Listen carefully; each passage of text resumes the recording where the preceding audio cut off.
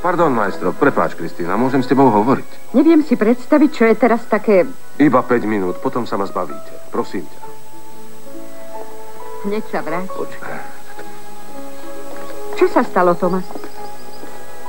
Čo by si povedala, keby som ti sprostredkoval partnera, s ktorým by náš pivovár ročne dosiahol zhruba 500 000 mariek zisku? Povedala by som, že preháňaš. Nie, naozaj. Mám schôdzku s 2 americkými pivovarníkmi. Ak sa s nimi nedohodneme my, niekto to urobí. Balbekovci. Nie. Oni síce ešte dúfajú, ale od Kitty viem, že zajtra letia do Mníchova. Je to skvelý obchod, Kristína. O 400 000 hektolitrov viac. Vieš, čo to znamená? Svetový pohár na obrazovkách slovenskej televízie. Predstaví sa vám najvyberanejšia hokejová spoločnosť sveta, do ktorej pozvali aj slovenskú reprezentáciu. Seriál priamych prenosov zo Severnej Ameriky vám od 30. augusta ponúka najjagavejšie hviezdy hokejového neba, ktoré bojujú o slávu a česť svojich krajín. Nezabudnutelné športové zážitky zo Svetového pohára prostredníctvom slovenskej televízie obohatia aj vás.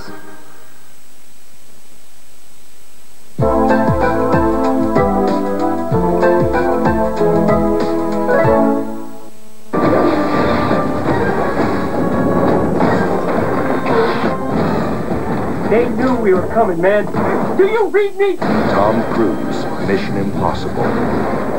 Now playing in theaters everywhere. Predstavte si chladničku s mrazničkou, ktorej dizajn spája sny žien celého sveta. So zaoblenými hranami pre mäkší vzhľad a s hladkým, ľahko umývateľným interiérom. Vzhľadom presne tam, kde ho túžite nájsť. Nová chladnička s mrazničkou Whirlpool. Whirlpool prináša kvalitu do života.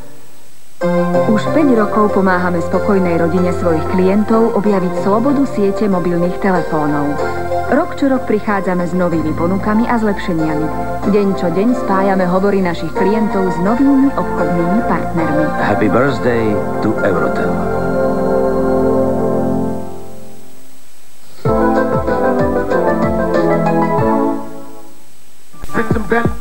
I'm smoking bomb ass weed, feeling crucial. From player to player, the gang back, feeling stupid.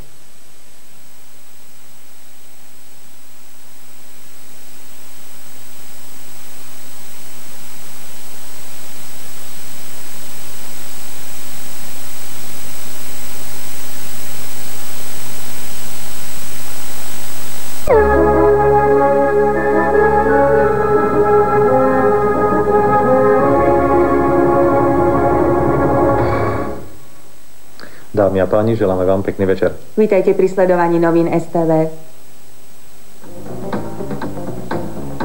Národná rada schválila cvičenie našich vojakov mimo Slovenska.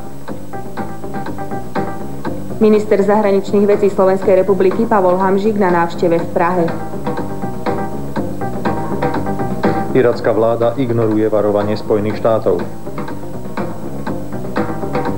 Francúzsky prezident Jacques Chirac na návšteve Poľska.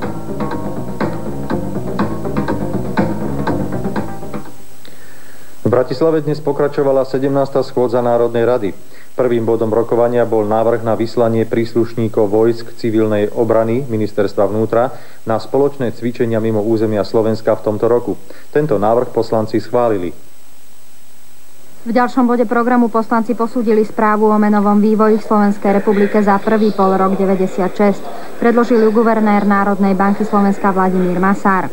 V menovej správe sa konštatuje, že Národná banka splnila obidva ciele, ktoré si stanovila. To znamená tak v oblasti udržania miery inflácie v rámci 6 až 7,2%, ako aj v oblasti výmenného kurzu, stability výmenného kurzu. Ďalej dodal, že z výsledkov ekonomického a menového fondu politiky Národnej banky vyplýva úloha naďalej pokračovať v stratégii znižovania miery inflácie s cieľom jej priblíženia k úrovni inflácie vyspelých ekonomík. Popoludní poslanci schválili návrh zákona o auditoroch a Slovenskej komore auditorov, ktorý predložil podpredseda vlády a minister financií Sergej Kozlík. Potom schválili návrh na zriadenie nového výboru Národnej rady pre európsku integráciu. Výbor má 17 členov, z toho 10 poslancov je z koalície a 7 z opozície. Predsedom výboru je Augustín Marián Múska.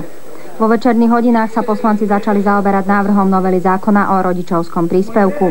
Vláda Slovenskej republiky a ja osobne na môj podnet sme rozvíjali debatu o tom, či je práca žien, ktoré sa starajú o dieťa do 3 rokov, dostatočne ocenená. Vychádzala som z údajov o príjmoch mladých domácností, najmä tam, kde je nezamestnaný člen. Napokon sme došli k názoru, že zvýšime o 1000 korún rodičovský príspevok, to znamená z terajších 1470 na 2470 korún. Napriek tomu si myslím, že mladé ženy by si zaslúžili viac, predpokladám, že v krátkom čase sa dostaneme aj k tomuto. Učíme zákon aj od 1. októbra tohto roku. Návrh poslanci schválili. Rokovanie parlamentu pokračuje zajtra. Pod vedením predsedu vlády Vladimíra Mečiara zišla sa dnes na pracovnom rokovaní Rada obrany štátu. Okrem iných materiálov prerokovala záverečnú správu o príprave našej republiky na členstvo v Severoatlantickej aliancii, návrh zákona o zabezpečení obrany Slovenska a návrh branného zákona. Zaoberala sa aj systémom riadenia obrany republiky. Rada obrany štátu ďalej prerokovala návrh zákona o vojenských obvodoch a súbor návrhov zákonov riešiacich vojenskú službu vojakov, peňažné náležitosti a ich sociálne zabezpečenie.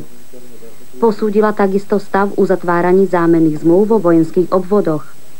K prerokovaným materiálom prijala Rada obrany štátu uznesenia a stanovila konkrétne úlohy na ich realizáciu.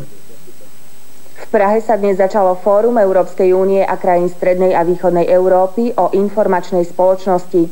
Odborníci sa tu budú zaoberať výmenou skúseností a názorov o prenose a dostupnosti informácií. Slovenskú delegáciu vedie minister dopravy, pôšt a telekomunikácií Alexander Rezeš. Českú republiku dnes navštívil aj ďalší člen slovenskej vlády. V Černínskom paláci v Prahe sa dnes uskutočnilo prvé stretnutie nového slovenského ministra zahraničných vecí Pavla Hamžíka s jeho českým kolegom Josefom Žielencom. Jsem velmi rád, že pan ministr Hamžík na tak brzy po svém jmenování přijel do České republiky.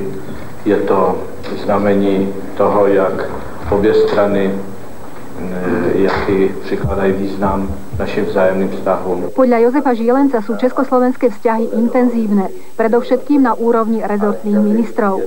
To sa však, ako povedal, pri ich posudzovaní často neberie do úvahy. My sme mluvili také o fungování celní unie, o tom, co už se povedlo, ale jaké ještě problémy tam jsou.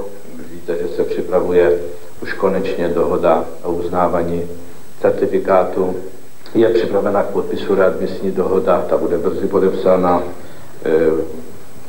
Probíhají jednání o dohodě o zdravotní péči. Ale zašli sme aj do širšieho rámca, čiže prekročili sme tento bilaterálny rámec a venovali sme sa aj širšej problematike otázok, ktoré sa týkajú ďalšieho politického, hospodárskeho a bezpečnostného vývoja v našom regione. Je v našem vitálním zájmu, aby Slovensko bylo součástí stejných hospodářských a politických struktur jako Česká republika, tedy Evropské unie a Severoatlantické aliance, že je to pro nás důležité, je to důležité pro region, je to důležité pro celkovou stabilitu. Popoludní prijal šéfa slovenskej diplomácie aj prezident Václav Havel a predseda parlamentu Miloš Zeman. V Jasnej sa zajtra začne dvojdňové stretnutie predstaviteľov krajín Stredoeurópskej dohody o voľnom obchode Slovenska, Česka, Maďarska, Poľska a Slovinska.